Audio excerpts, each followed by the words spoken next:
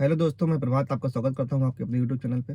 आज हम technical analysis वाली सीरीज को अपने आगे बढ़ाएंगे और एक बहुत ही इंपॉर्टेंट टॉपिक के बारे में बात करेंगे जिसका नाम है ब्रेकआउट।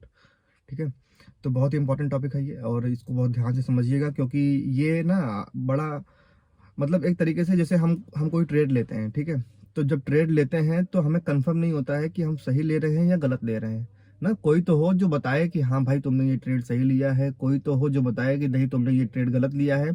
तुम्हारे ट्रेड और एक चीज होता है ना, टाइमिंग। जैसे मैं आप लोगों को बोलूं कि रिलायंस खरीद लो।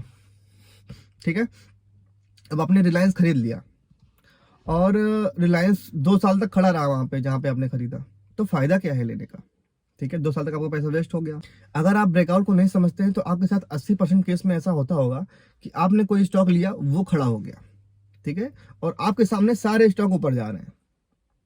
फिर आपने किसी स्टॉक को उससे स्विच करके लिया, वो खड़ा हो गया जिसमें आप गए, और जो स्टॉक आपने बेचा था या जो स्टॉक आपने और सारे हैं वो ऊपर चल रहे हैं। अगर आपके साथ ऐसा होता है कि नहीं होता है, मतलब आप कोई चीज जब खरीद रहे हैं तो वो चीज खड़ी हुई है बहुत देर तक, कहीं जा ही नहीं रहा, मूव ही नहीं कर रहा स्टॉक, या फिर गिर रहा है या हल्का हल्का धीरे धीरे, और या फिर वो खड़ा हुआ है एक जगह पे।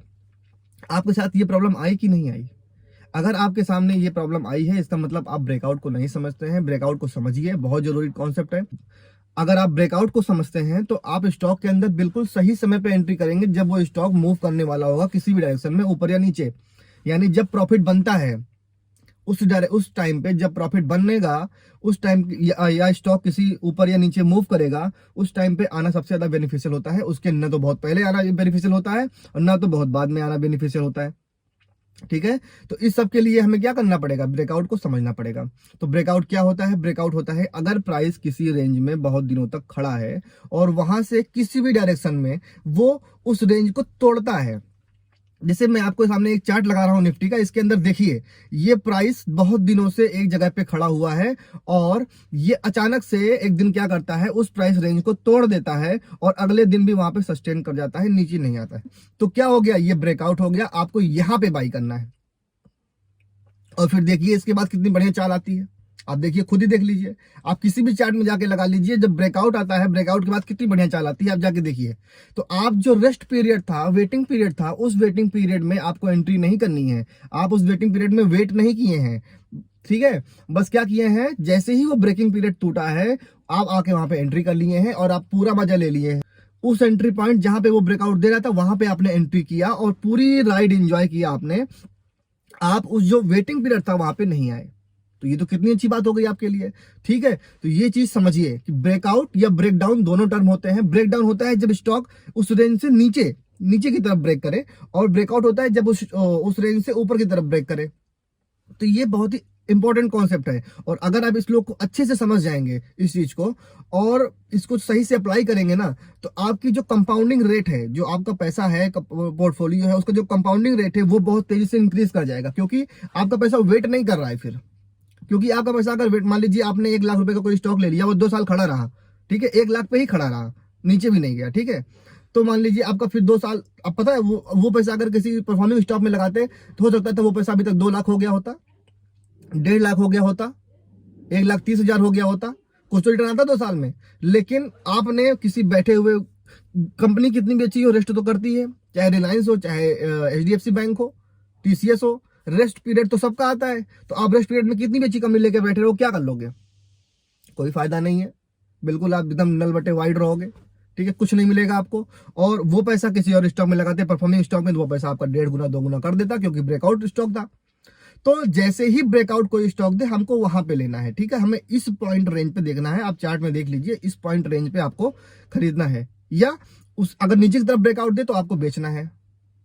ठीक है, लेकिन आपको जब स्टॉक खड़ा हो जाए या बहुत ज्यादा मूव कर गया है तो फिर उसके रुकने का वेट करिए।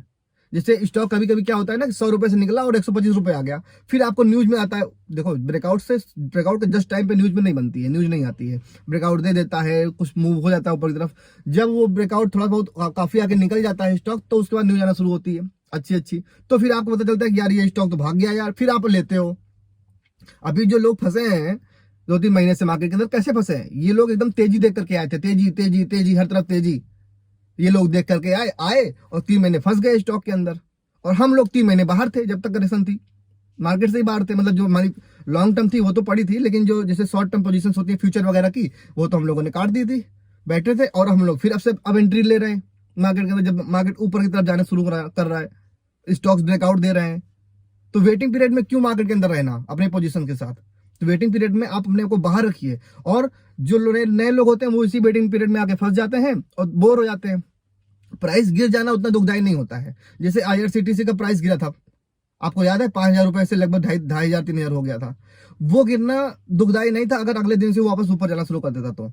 लेकिन पता है IRCTC जब जहां सालों खड़ा रहेगा तब प्रॉब्लम आएगी, तब लोग उससे बोर हो जाएंगे कि यार IRCTC तो सालों से खड़ा है, हम कुछ होता ही नहीं इसके अंदर, हम लिए थे 5,000 पे, फंसे पड़े हैं, अभी तक निकल ही नहीं रहा है।